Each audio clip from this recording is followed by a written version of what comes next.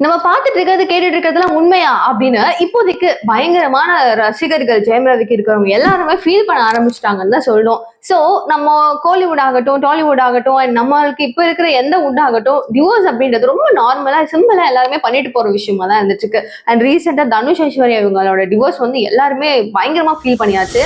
அதே மாதிரி வந்து இவ்வளோ பெரிய ஆளு எப்படி இவ்வளோ பெரிய பெரிய சொத்து வச்சிருக்காரு அப்படின்லாம் சொல்லி கான்ட்ரவர்சிஸ் நிறைய வந்துட்டு இருந்தாலும் அவங்க பர்சனல் மேட்டர் அவங்களுக்கு தான் தெரியும். அவங்க எப்படிலாம் வந்து சஃபகேட்டிங்கா ஃபீல் பண்றாங்கன்னு அவங்களுக்கு தான் தெரியும். Next chapter. அண்ட் ஜிவி பிரகாஷோட தான் அதே மாதிரி தான் அம்லா பால் அப்படின்னு சொல்லிட்டு ஒரு பெரிய வரிசையே போட்டுட்டே போகலாம். சமந்தா கூட பாருங்க, இப்போ ரீசெண்டா அவர் கல்யாணம் கூட ஆயாச்சு. அண்ட் இந்த மாதிரி இவ்வளோ ஒரு டிவோர்ஸ் மேட்டர், அதுவும் இந்த மாதிரி ஒரு பெரிய பெரிய ஆக்டர்ஸ்க்கு மேல ஆக்ட்ரஸஸ் மேல ஏன் வருது அப்படின்னு ஒரு கேள்வி அதிகமாவே போயிட்டு இருக்கு. ஸோ பேசலாமா? அண்ட் நீங்க பார்த்துட்டு இருக்கிறது கல்கரி நியூஸ் அண்ட் நான் தீபிகா. அண்ட் இப்போ வந்து பாத்தீங்க அப்படின்னா நம்மளுடைய ஜெயம் ரவி அண்ட் ஆர்த்தி இவங்களோட டிவோர்ஸ்க்கு முன்னாடி டிவோர்ஸை பத்தி பேசிடுவோம். ஸோ டிவோர்ஸ் வந்து பாத்தீங்கன்னா இந்த ஆல் ஓவர் கண்ட்ரீஸ்ல இந்தியா தான் லீஸ்டான கவுண்ட்ல இருக்கு அப்படின்னு சொல்லப்படுது. ஸோ அப்போ எவ்வளவு நாட்டுல நிறைய பேர் பிடிக்காம வாழறதெல்லாம் கிடையாது. பிடிக்கலையா கிளம்பு அப்படின்னு சொல்லிட்டு ஆளுக்கு ஒரு லைஃபை தேடி போயிட்டு இருக்காங்க. பட் இந்தியாவில் நம்ம அது பயங்கர பயங்கர பயங்கர ஒரு பிக் பேனா, ஒரு செம்ம பெரிய ஒரு செலிப்ரேஷனா, அதுதான் நம்மளோட லைஃபோட டேர்னிங் அப்படின்ற அளவுக்கு நம்ம வந்து நம்புறோம். அதை வந்து அப்படிலாம் கிடையாது அப்படின்லாம் சொல்ல முடியாது. ஏன்னா அதுதான் ட்ரூத். கரெக்டா நம்ம அப்படிதான் நம்புறோம். அது நம்ம ட்ரெடிஷனா ஃபாலோ பண்ணப்படுது. எல்லாமே உண்மைதான். பட் இந்த உன் புருஷன் எப்படி இருந்தாலும் பரவாயில்ல, நீ வாழ்ந்துதான் ஆகணும், உன் பொண்டாட்டி எப்படி இருந்தாலும் நீ வாழ்ந்துதான் ஆகணும் அப்படின்ற காலம் இப்போ மாற ஆரம்பிச்சாச்சு.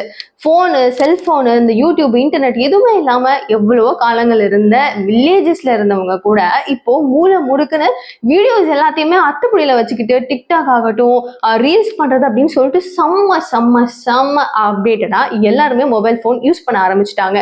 பட் இந்த ட்ரெடிஷன்ல இருந்து மாறுறதுக்கு இப்போ இன்னும் நிறைய பேர் வந்து ஒரு மூச்சு திணறலாம் ஃபீல் பண்ணாலும் மாறப்பட்டுக்கிட்டு தான் இருக்கு. ஆனா ஒரே ஒரு விஷயம், மிடில் கிளாஸ்ல இருக்கிற நம்ம ஆகட்டும், நம்மளை சுத்தி இருக்கிறவங்க ஆகட்டும், நம்ம ஃபேமிலிஸ் ஆகட்டும், ஒரு ஹஸ்பண்ட் அண்ட் ஒய்ஃப்குள்ள ஒரு பிரச்சனை வருது, ரெண்டு பேருக்குமே கருத்து வேறுபாடுகள் இருக்கு அப்படின்னா அவங்க வந்து டிவோர்ஸ்க்கு அப்ளை பண்றாங்களா என்ன? கிடையாது.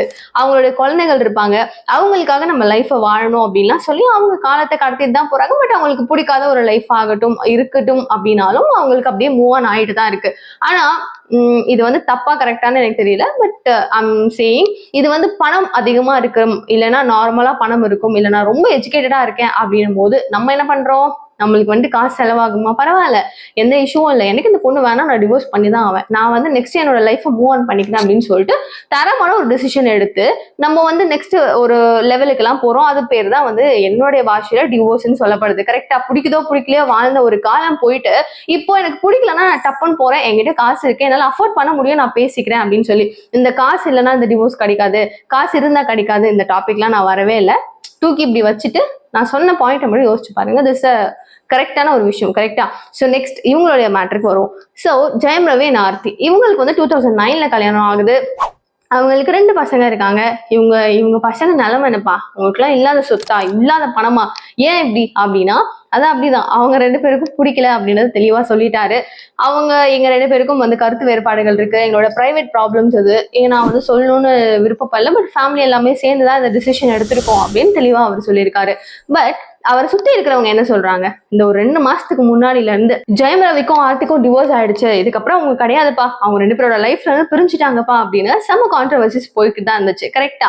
ஸோ அந்த நேரத்துல சுசித்ரா சிங்கர் இருக்காங்க இல்லையா, அவங்க வந்து முன்னாடி வந்து நான் ஜெயம் ரவிக்கு தான் சப்போர்ட் பண்ணுவேன், ஆர்த்தி வந்து செம்ம ஒரு ரூடான ஒரு பர்சன், மணி மைண்டடான ஒரு பர்சன், செம்மையா வந்து கிராண்டா வளர்ந்த ஒரு பொண்ணு, ஆடம்பரத்தின் உச்சத்துல இருந்த பொண்ணு, அந்த பொண்ணு வந்து இவ்வளவு நாள் ஜெயம் ரவி கூட வந்து வாழ்ந்தது, அவன் கஷ்டப்பட்டு இருந்ததே வந்து ரொம்ப கஷ்டம், நான் அந்த பொண்ணு பெருமையா சொல்ல, ஜெயம் ரவி ரொம்ப பாவம், அழகா இருக்காளேன்னு சொல்லி இவ்வளவு நாள் இருந்தா, பட் அழகு நீடிக்குமா அப்படின்னு வரலாம் கொஸ்டின்லாம் ரைஸ் பண்ணியிருந்தாங்க.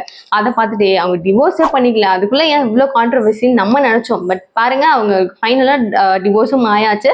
ஸோ இவங்களுக்கு பின்னாடி நிறைய விஷயங்கள் இருக்கலாம், எங்களோட பிரைவேட், எங்களுடைய பிரைவசி அப்படி இப்படின்னு இவங்க பல பேசினாலும் என்னதான் நடக்குது அப்படின்னு கேட்டா இன்னொரு பக்கம் சொல்லப்படுறது என்ன அப்படின்னா, ஜெயம் ரவியோட கல்யாணத்தை அவங்க வீட்டுல இருக்கிறவங்க ஒத்துக்கவே இல்லை. ஆர்த்தியும் அவங்க ஃபேமிலியில இருக்கிறவங்களும் சேர்ந்து ஜெயம் ரவி எப்படியோ ஒரு புடியில் எழுத்துட்டாங்க அப்படின்ற மாதிரிலாம் சொல்றாங்க.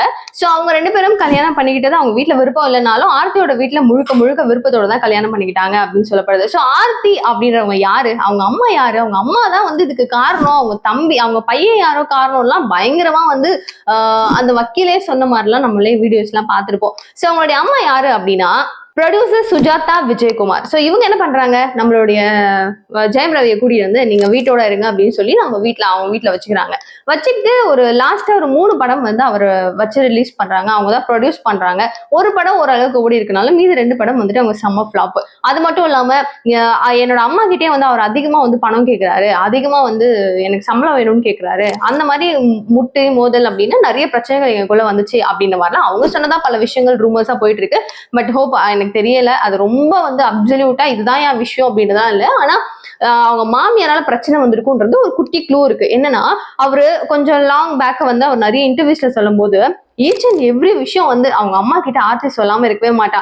எங்க வீட்டுல நடக்கிற எல்லா டிசிஷன்லயும் அவங்க அம்மா வந்து கலந்துட்டு இருந்திருக்காங்க. அவங்க அம்மா ஊ சொன்னா இங்க ஊ ஆகும், ஊ சொன்னா இங்க ஊஹும் தான் அப்படின்ற மாதிரிலாம் அவர் காமெடியா சொல்லியிருப்பாரு.